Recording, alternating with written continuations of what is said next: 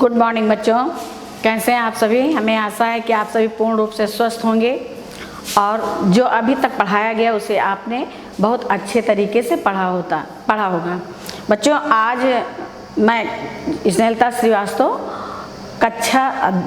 विषय अध्यापिका आपकी कक्षा 4 के बच्चों को संज्ञा पढ़ाने जा रहे हैं। पाठ 4 संज्ञा। तो अभी तक आपने बच्चों पढ़ा पाठ 1, पाठ 2 और पाठ 3। आज हम आपको, आज 1 जुलाई है, इसके पहले अभी तक आपने जो है जून के महीने में पढ़ा था और 10 दिन आपकी छुट्टी थी।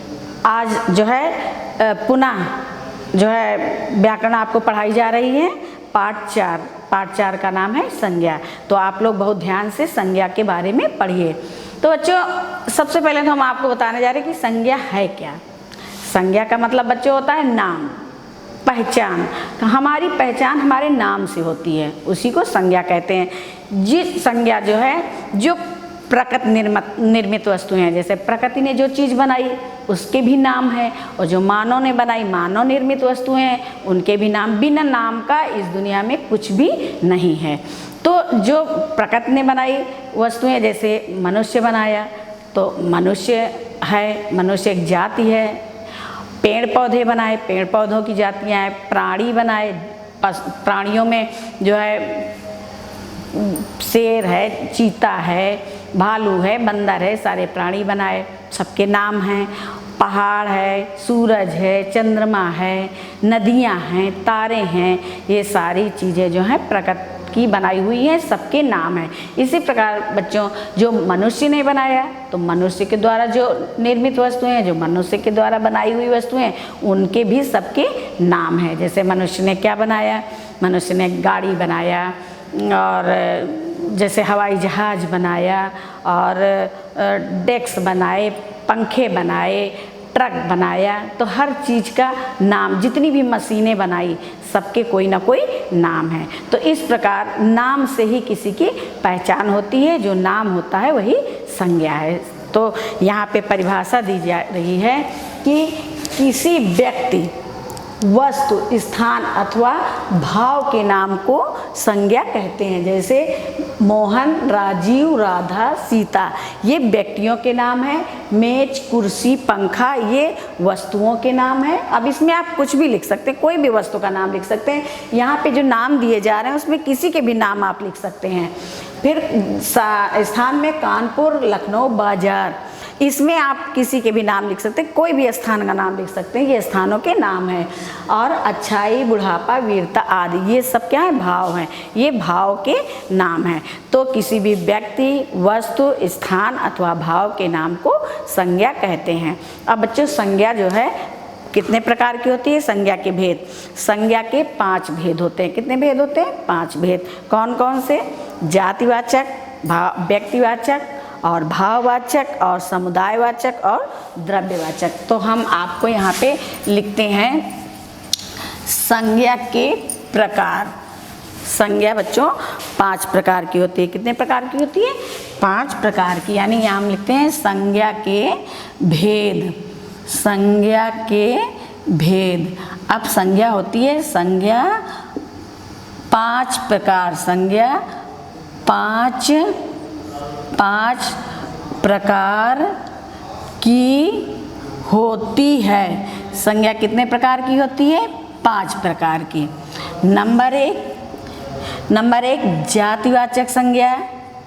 जातिवाचक संज्ञा, जातिवाचक संज्ञा। नंबर 2 व्यक्तिवाचक संज्ञा। और तीसरा है भाववाचक संज्ञा। भाववाचक संज्ञा। और चौथा है समुदायवाचक संज्ञा। समुदायवाचक संज्ञा। समुदायवाचक संज्ञा। और 5वां है द्रव्यवाचक संज्ञा। द्रव्यवाचक संज्ञा। अब बच्चों हम जातिवाचक संज्ञा के बारे में पढ़ते हैं। जातिवाचक संज्ञा क्या है? देखिए, जातिवाचक संज्ञा वो है जिसमें सभी एक प्रकार के प्राणियों, वस्तुओं या स्थान का पता चलता है, जिसमें एक प्रकार की, जैसे प्राणी है, प्राणी एक जाति है। ये जो है ईश्वर ने जितनी भी चीज़ें बनाई उनमें सबकी जातियां हैं। जैसे मनुष्य की जाति है, पशु की जाति है, पक्षी जाति है, और जैसे पहाड़ है और पेड़ हैं, नदियां हैं, जीव जंतु हैं, ये सब क्या हैं? जातियां हैं।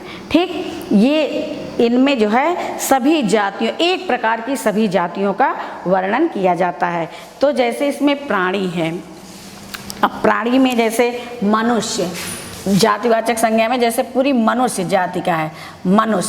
मनुष्य क्या है? जातिवाचक संज्ञा है। मनुष्य क्या है? जातिवाचक, क्योंकि एक मनुष्य है और एक पशु है और एक पक्षी है, जीव जंतु हैं, सबकी जातियां अलग अलग हैं।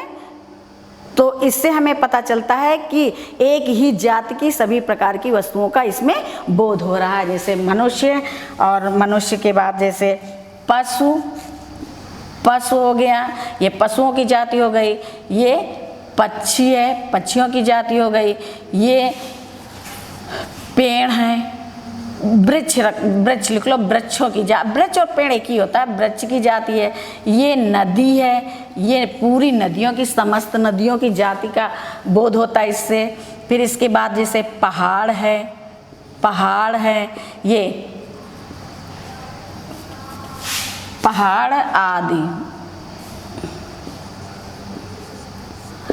पहाड़ आदि। अब ये तो पूरी इन शब्दों से जो है, इन संज्ञा शब्दों से पूरी जाति का बोध होता है कि ये मनुष्य की जाति है, ये पशु की जाति है, ये पक्षी है, और ये वृक्ष है, ये नदी है, ये पहाड़ हैं। इनसे पूरी जो है इन शब्दों के, इन संज्ञा शब्दों की पूरी जाति का हमें पता चलता है। इसके बाद बच्चों आती है व्यक्तिवाचक संज्ञा। व्यक्तिवाचक संज्ञा में किसी व्यक्ति का नाम, व्यक्तिवाचक संज्ञा में क्या होता है? व्यक्तिवाचक संज्ञा में जो है जिन शब्दों से किसी विशेष व्यक्ति का, इसमें तो आपने पढ़ा मनुष्य, ये तो मनुष्य की जाति हो गई। लेकिन व्यक्तिवाचक संज्ञा में किसी एक मनुष्य का अगर हम नाम लेते हैं तो वो उसकी व्यक्तिवाचक संज्ञा होती है। जैसे अब इसमें हम कोई भी नाम लिख सकते हैं, जैसे लिख सकते हैं महात्मा गांधी। ये तो आपने जातिवाचक में पढ़ा मनुष्य। अब मनुष्य में हम किसी एक मनुष्य का नाम ले रहे हैं तो वो एक व्यक्तिगत बात हो गई, एक किसी एक व्यक्ति का नाम ले रहे हैं। महात्मा गांधी हो गया। जैसे हमने कहा बालक, अब जाति तो ये जातिवाचक संज्ञा में मनुष्य हो गया, लेकिन उस मनुष्य में हमने बालक, मनुष्य में भी दो भाग के, एक बालक हो गया, एक बालिका हो गया, तो ये पूरी बालक जाति, बालक।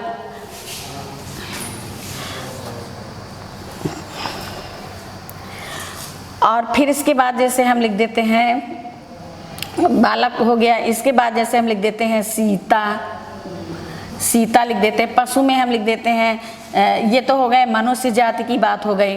ठीक, ये महात्मा गांधी व्यक्तिवाचक में हो गया। जैसे महात्मा गांधी हो गया, बालक हो गया, सीता हो गया। किसी का नाम भी हम व्यक्तिवाचक संज्ञा में लिख सकते हैं।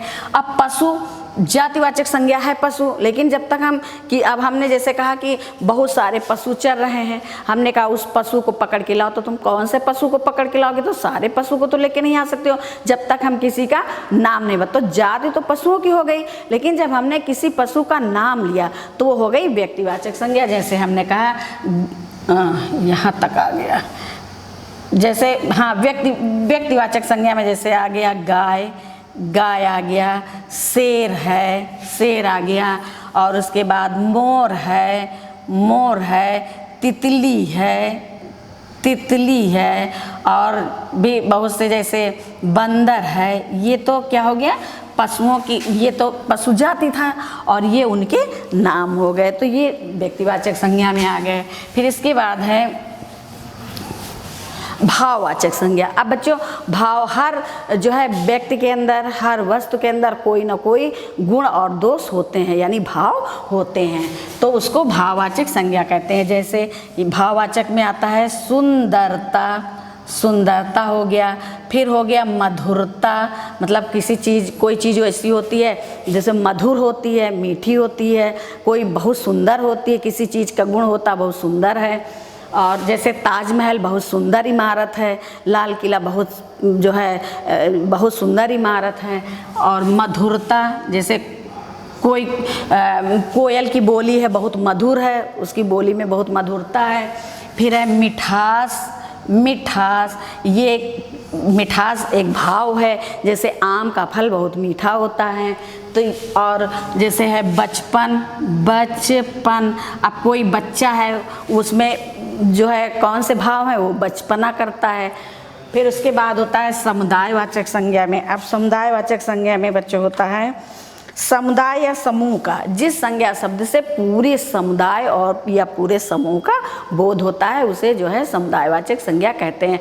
जैसे समुदायवाचक संज्ञा में जैसे सेना, जैसे सेना, अब इस सेना से हमें पता चलता है पूरी सेना का विवरण किया जा रहा है, मतलब एक सेना में बहुत सारे लोग होते हैं, तो यहाँ पे समुदाय है, यानी बहुत से लोग जहाँ पे होते हैं उसको एक व्यक्ति होता है तो उसको अकेला व्यक्ति कहते हैं, वो समूह में नहीं होता। जब 2, 4, 10, 20 आदमी होते हैं तो उसको समुदाय या समूहवाचक संज्ञा कहते हैं। तो सेना एक समूह होता है, वहाँ पे एक नहीं, एक सैनिक नहीं होता है, बहुत सारे सैनिकों से सेना बनती है, सेना।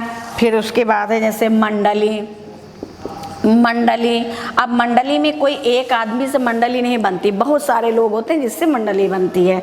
और झुंड, झुंड, झुंड, अब जैसे झुंड में बहुत सी गायें चल रही हैं तो लोग कहेंगे गायों का झुंड है, बहुत से हिरन चल रहे हैं तो वहाँ कहेंगे हिरनों का झुंड है। यानी बहुत लोग, जब बहुत सारे, जहाँ पे चाहे इंसान हो चाहे पशु पक्षी हो, जहाँ पे बहुत सारे लोग होते हैं या जैसे बहुत सारे हिरन होते हैं उसको झुंड बोलते हैं।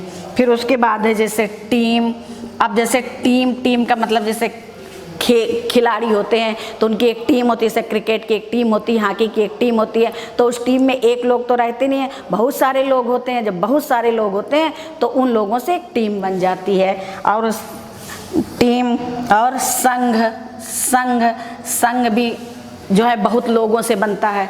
तो ये तो हो गया समुदायवाचक संज्ञा। समुदायवाचक संज्ञा में जहाँ पे बहुत सारी चीज़ों को संगठन के रूप में प्रस्तुत किया जाता है उसे समुदायवाचक संज्ञा कहते हैं। इसके बाद बच्चों आती है द्रव्यवाचक संज्ञा। द्रव्य का मतलब होता है जैसे सोना चांदी, द्रव्यवाचक संज्ञा में होता है जो है द्रव्यवाचक संज्ञा में द्रव्य या पदार्थ, किसी द्रव्य या किसी पदार्थ का जो संज्ञा शब्द बोध कराते हैं उन्हें द्रव्यवाचक जो है संज्ञा कहते हैं। तो द्रव्यवाचक संज्ञा में कौन कौन से आते हैं, जैसे घी, घी क्या है, द्रव्य है, घी क्या है, द्रव्य है। और तेल, तेल भी द्रव्य है। सोना, सोना भी द्रव्य है। और चांदी, पीतल, दूध, चांदी और पीतल, पीतल, दूध, दूध आदि। तो द्रव्यवाचक संज्ञा में आपने पढ़ा जैसे घी है, तेल है, सोना है, चांदी, ये सब क्या होती है, द्रव्यवाचक संज्ञा। तो अभी तक आपने पढ़ा 5 संज्ञाओं के बारे में। जैसे जातिवाचक संज्ञा, जिसमें सारी जाति का जो है विवरण किया जाता है, सारी जाति के बारे में बताया जाता है। और व्यक्तिवाचक, किसी एक विशेष व्यक्ति के बारे में बताया जाता है। और भाववाचक, किसी के गुण या दोष के बारे में बताया जाता है। और समुदायवाचक जैसे सेना है, मंडली है, किसी समूह के बारे में बताया जाता है। और द्रव्यवाचक जैसे घी, तेल, सोना आदि इन चीज़ों के बारे में बताया जाता है। तो बच्चों अभी आपने पढ़ा संज्ञा के बारे में कि संज्ञा किसे कहते हैं, यानी किसी व्यक्ति, वस्तु, स्थान अथवा प्राणी के नाम को संज्ञा कहते हैं। फिर संज्ञा 5 प्रकार की होती है और 5 प्रकार के आपने 5 संज्ञाओं के बारे में पढ़ा। तो आज बच्चों हमने आपको संज्ञा पढ़ाई और हमें आशा है कि आपको पूरी तरह से संज्ञा समझ में आ गई होगी। अब इसके बाद आपको जो PDF भेजी जाएगी उसको आप लिखेंगे और बहुत अच्छे तरीके से होमवर्क में इसको याद करेंगे। धन्यवाद।